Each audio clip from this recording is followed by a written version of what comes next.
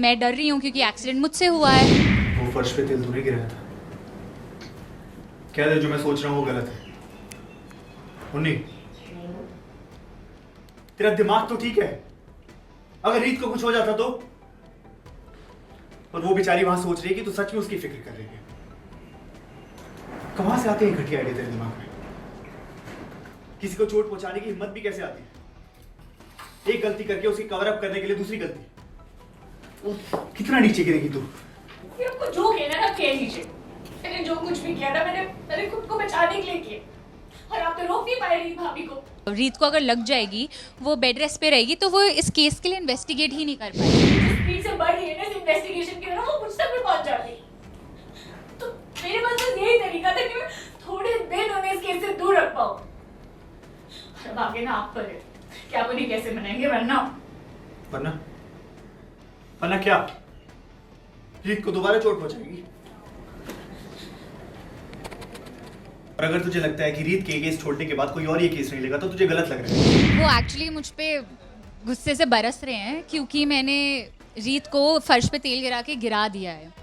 तो जो मैंने एक्सीडेंट किया होता है उसके लिए रीत इन्वेस्टिगेट कर रही होती है और वो एडी चोटी का जोर लगा देती है क्योंकि मरने वाला ध्रुव का दोस्त होता है, उसके बचपन का दोस्त होता है। तो ये एक पर्सनल केस हो गया रीत के लिए, तो वो बहुत ज़्यादा इन्वेस्टेड है इसमें। और मैं डर रही हूँ क्योंकि एक्सीडेंट मुझसे हुआ है, तो रीत को रोकने का कोई तरीका ही नहीं समझ में आया, बिकॉज रीत रुकने वालों में से बिल्कुल भी नहीं है, वो बुलेट ट्रेन की तरह निकल चुकी है।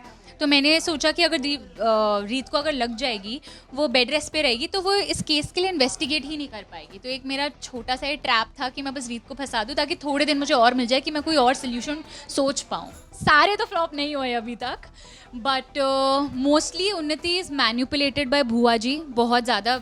एक्चुअली डे 1 से बुआ जी से ही मैनिपुलेटेड है, बट जो जितनी वो इम्पल्सिव है कि ऑन द स्पॉट कुछ भी सोच लिया, कुछ भी गलती कर दी, ये तो उसका नेचर ही है। तो बस ऐसे ही कुछ ना कुछ वो सोचती जा रही ताकि वो ध्रुव तक पहुंच जाए। ये कोई इस मुद्दे की न्यूज़ नहीं बनाएगा। उन्हें ये केस हर इंसान की ज़बान पे है, न्यूज़पेपर्स की हेडलाइन बन चुका है ये केस। कौन भैया, ये बात तो आपको भी पता है, रीत भाभी बाकी रिपोर्टर्स की तरह नहीं है। और ये बात लोगों की, वो लोग कब तक इस बात को उछालेंगे ना? कुछ दिनों में लोगों का इंटरेस्ट लूज हो जाएगा, तो वो इस न्यूज़ की जगह दूसरी न्यूज़ पे आ जाएंगे। रीत भाभी को सच का पता नहीं चलेगा ना, वो मुजरिम तक नहीं पहुंच जाती, वो शांति से नहीं बैठेंगे। और इस केस में मैं हूँ भैया, वो मुझ तक तो पहुंच जाएंगे, वो पीछे नहीं हटेंगी। और खास तौर से मरने वाला ध्रुव का दोस्त अनमोल है। मैंने कितनी बार कहा है तुझे उसका नाम मत लिया कर। भैया सॉरी, पर भैया आपको डिसाइड करना पड़ेगा कि आपके लिए क्या जरूरी है, रीत भाभी का इस केस को इन्वेस्टिगेट करना या आपकी उन्नी की जिंदगी। और अगर आपके लिए मैं इम्पोर्टेंट हूँ तो जाइए बोलिए रीत भाभी को इस केस से पीछे हट जाए, नहीं तो मुझे अपने हिसाब से कुछ सोचना पड़ेगा।